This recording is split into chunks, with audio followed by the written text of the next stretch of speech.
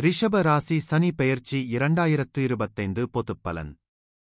ரிஷப ராசி அன்பர்களே, இந்த சனிப்பெயர்ச்சி உங்கள் ராசியிலிருந்து 11ஆம் வீட்டில் நிகழும்.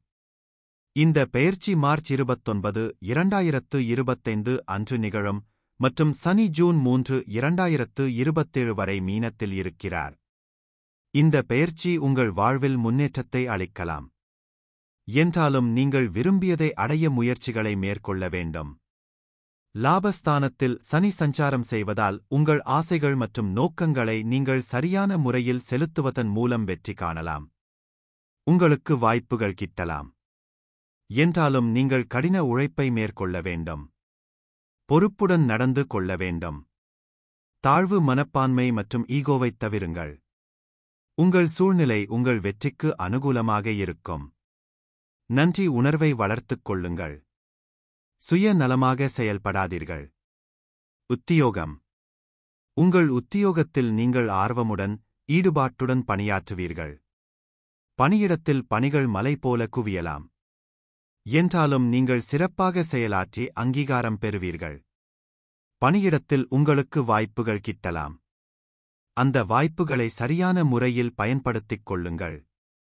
உங்கள் முன்னேற்றப் பாதையில் நீங்கள் சில தடைகளையும் சவால்களையும் சந்திக்க வேண்டியிருக்கும். சவால்களும் தடைகளும் உங்களை மேம்படுத்தும். இந்த காலகட்டத்தில் உங்களுக்கு பதவி உயர்வு மற்றும் சம்பள உயர்வு கிட்டலாம். உத்தியோகத்தில் நல்ல எதிர்காலம் இருக்கலாம். தற்காலிக தடைகளை கடின உழைப்பின் மூலம் தகர்த்தால் வெற்றி உங்களை நாடிவரும். காதல் குடும்ப உறவு. உங்களைச் சுற்றி இருப்பவர்களுடன் நல்லுறவை வளர்த்துக் கொள்வீர்கள். இதனால் நட்பு வட்டம் விரிவடையலாம். ரிஷப ராசி அன்பர்கள் சிலரின் மனதில் காதல் அரும்பு மலரலாம். திருமணத்திற்குக் காத்திருப்பவர்களுக்கு தக்க துணை கிடைக்கப் பெற்று கெட்டி மேளம் கொட்டலாம். உங்கள் மூத்த சகோதர சகோதரிகளின் ஆதரவு கிட்டும் என்றாலும் உங்கள் பிள்ளைகளுடன் கருத்து வேறுபாடுகள் இருக்கலாம். அவர்களை அனுசரித்து நடந்து கொள்வதன் மூலமும் வெளிப்படையான தகவல் தொடர்பு கொள்வதன் மூலமும் உறவு வலுப்படும். திருமண வாழ்க்கை. திருமணத்திற்குக் காத்திருப்பவர்களுக்கு திருமணம் நடக்க இந்த காலகட்டம் ஏதுவாக இருக்கும். கணவன் மனைவி உறவும் சிறப்பாக இருக்கும். என்றாலும் சில சமயங்களில் இருவருக்கும் இடையே கருத்து வேறுபாடுகள் இருக்கலாம். இதனைத் தவிர்க்க புரிந்துணர்வை வளர்த்துக் கொள்வது அவசியம்.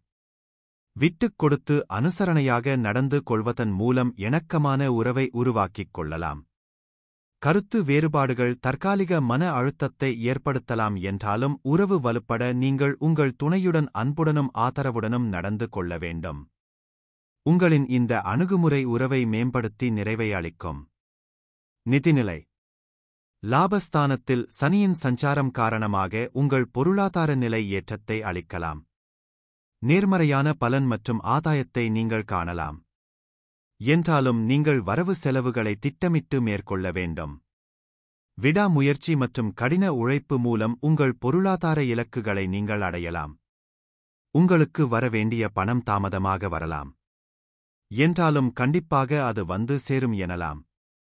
முதலீடுகளை கவனமாக மேற்கொள்ள வேண்டும். யோசித்து செயல்படுவதன் மூலம் சாதகமான பலன்களைக் காணலாம். மாணவர்கள். மாணவர்கள் கல்வியில் வெற்றி காண விடாமுயற்சியுடன் செயல்பட வேண்டும். மனதை ஒருமுகப்படுத்தி கவனத்தை சிதறவிடாமல் படிக்க வேண்டும். உங்கள் சூழல் படிப்பில் பாதிப்பை ஏற்படுத்தாமல் இருக்குமாறு பார்த்துக் கொள்ளுங்கள். நீங்கள் அர்ப்பணிப்பு உணர்வுடன் செயல்பட்டால் உங்கள் இலக்குகளை அடையலாம். ஒரு சில மாணவர்கள் தாங்கள் எதிர்பார்த்த கல்லூரியில் இடம் கிடைக்கப் பெறுவார்கள். வெளிநாடு சென்று கல்வி பயில வேண்டும் என்று நினைக்கும் மாணவர்கள் தங்கள் எண்ணங்கள் ஈடேறக் காண்பார்கள். தங்கள் எல்லைகளை விரிவுபடுத்திக் கொள்வார்கள். போட்டித் தேர்வு எழுதுபவர்கள் தங்கள் முயற்சிகளில் வெற்றி காண மனதை ஒருமுகப்படுத்தி கவனம் சிதறாமல் செயல்பட வேண்டும். மொத்தத்தில் இந்த பெயர்ச்சிக் காலத்தில் மாணவர்களுக்கு விடாமுயற்சியும் அர்ப்பணிப்பு உணர்வும் அவசியம். ஆரோக்கியம். அதிக பணிகள் உங்கள் ஆரோக்கியத்தை பாதிக்க வாய்ப்பு உள்ளது. எனவே முறையான ஓய்வை மேற்கொள்வது அவசியம். மேலும் சிறந்த ஆரோக்கியத்தை தக்க வைக்க உடற்பயிற்சி மேற்கொள்வது நல்லது.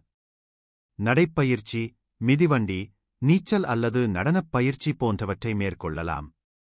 உண்ணும் உணவில் கவனம் செலுத்த வேண்டியது அவசியம். பழங்கள், காய்கறிகள் மற்றும் சிறு தானியங்களை உணவில் சேர்த்துக் கொள்ளுங்கள்.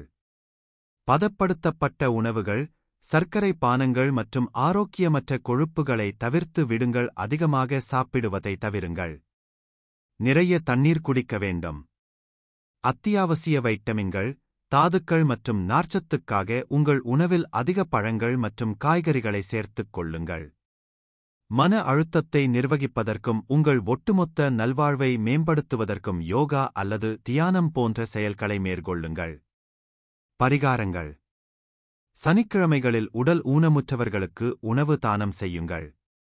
ஒவ்வொரு சனிக்கிழமையும் கணபதி, அனுமன் மற்றும் சனி பகவானை பிரார்த்தனை செய்து தினமும் ஹனுமான் சாலிசாவைப் படிக்கவும் அல்லது கேட்கவும். சனிக்கிழமைகளில் ஏழைகள் மற்றும் வீடற்றவர்களுக்கு போர்வைகள் மற்றும் துணிகளை தானம் செய்யுங்கள். சனிக்கிழமைகளில் மது மற்றும் அசைவ உணவை தவிர்க்கவும். நாய்கள், காக்கைகள் மற்றும் பறவைகளுக்கு சனிக்கிழமைகளில் உணவு மற்றும் தண்ணீரைக் கொடுங்கள். முதியோர் இல்லங்களுக்கு தொண்டு செய்யுங்கள்.